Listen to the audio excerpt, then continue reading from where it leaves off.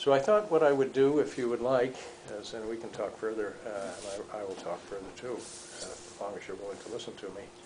I'll read you a little bit about the first chapter. Now, when I finished the research, then it was time to write, and there was about a 6-month hiatus because I was always fighting with myself, you know, in this thing. This is a big project, and I'm working full time. Blah blah blah. I had all the excuses. But I'd done the work now, and I'd gotten into it to some degree, but I had great trepidation about who am I? I'm not a professional writer. I write legalese junk. You know, it's not the kind of stuff that anybody wants to read. Can I do it? Do I have the ability to write a book? Do I have the ability to write anything that anybody would ever want to read? So that took me about 6 to 9 months to get over that hurdle, and then finally say, you've got to do it.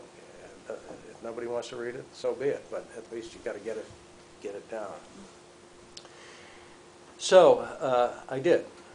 I organized the layout that I wanted, the topics that I wanted to hit. I was able to do it by chapter. To some degree, this was not an overly burdensome work because it was a discrete topic.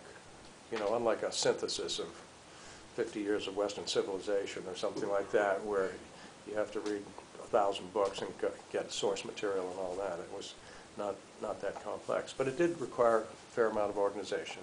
And then I did it the way I set out to do it was I had about 13 chapters, and I was going to do a chapter at a sitting.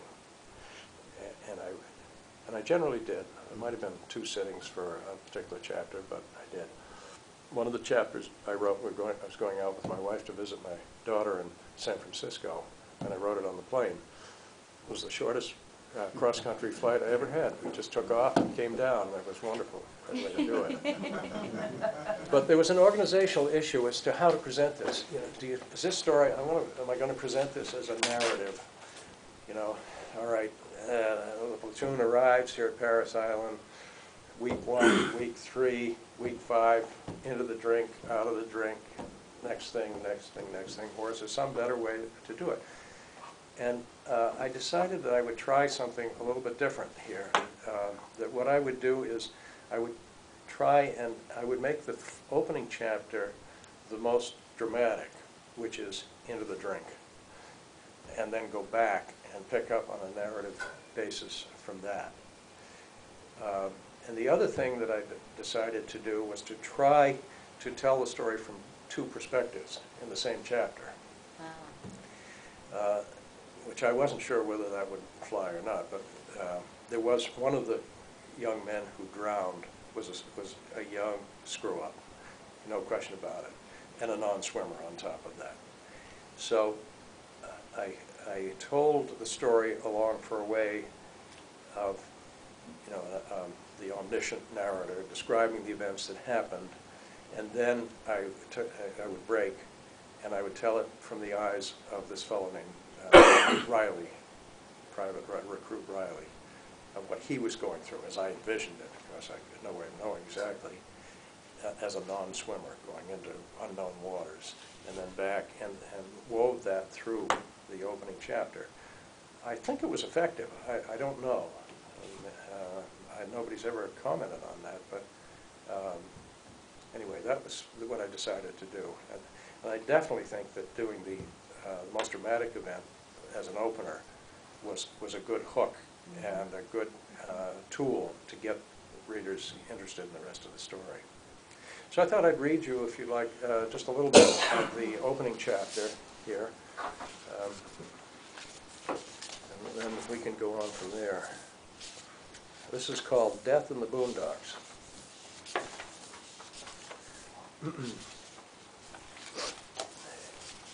At 8:15 p.m. on Sunday, April 8, 1956, 75 young men, uniformly dressed in olive green herringbone trousers, jackets, and caps, stood at attention on a serene South Carolina evening before a tall, wiry Marine drill instructor.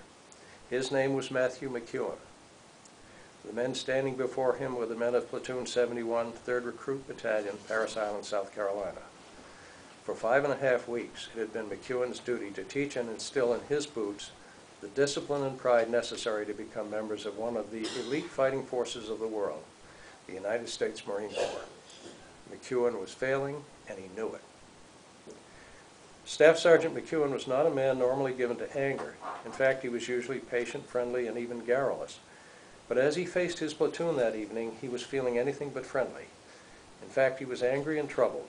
Angry because his recruits had embarrassed him earlier in the day before another drill instructor, and again during evening chow.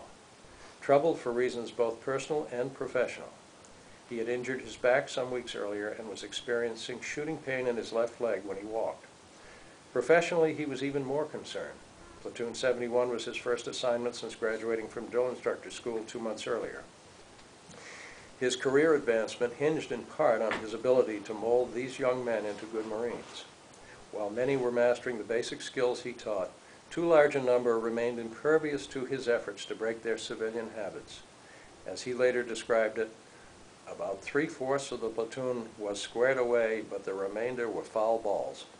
On the verge of desperation, he had decided earlier in the day that the time had come to straighten out the foul balls and to try to shock his men into working as a disciplined and cohesive unit. And we'll move on here. He takes them, marches them down beside the rifle ranges at Parris Island. How many of you are familiar with Parris Island, by the way? Okay. So you know where I'm talking about. Where the new mess hall is at the rifle range now is where Building 761 was. That was one of the old wooden barracks that where this platoon was housed. At the Charlie Range is now called, I think, Caisson. At the Charlie Range target shed, McEwen ordered the platoon to perform a column left and thereby head straight for the marshes that descended into the dark waters of Ribbon Creek. Although tales of night swamp marches were legendary, no man in the platoon, including its drill instructor, had ever actually been in Ribbon Creek or the marshes around it. Unknown to McEwen, the creek bottom was covered with viscous ooze that some of the locals called pluff mud. In the marsh, the mud was apt to be only a few inches deep and solidified by waist to shoulder high grass. But when the marsh dropped off into the creek, the mud was anywhere from several inches to more than a foot deep. Unlike McEwen, a lifelong New Englander, the Southern boys who had grown up near such estuaries knew what that mud was like, and they wanted no part of it. Then when I've gotten a little further on, I switch over. Langone, a fellow named Langone, was the squad leader here, tough kid from New York. McEwen details him to get these guys in. McEwen was at the head of the column. He went into the water himself. Now here, I'm going to switch perspectives. As Langone drove the last squads of the platoon over the bank and into the flooded marsh, Chuck Riley's anxiety and apprehension increased. Sergeant McEwen was far out of sight. The rear of the column was a leaderless crowd slogging toward an unknown destination as black water gradually rose up their legs. Richard Acker was next to Riley. Acker was also from upstate New York, but he had learned to swim. Riley gripped Acker's shoulders with both hands and pleaded with him to help him if anything happened.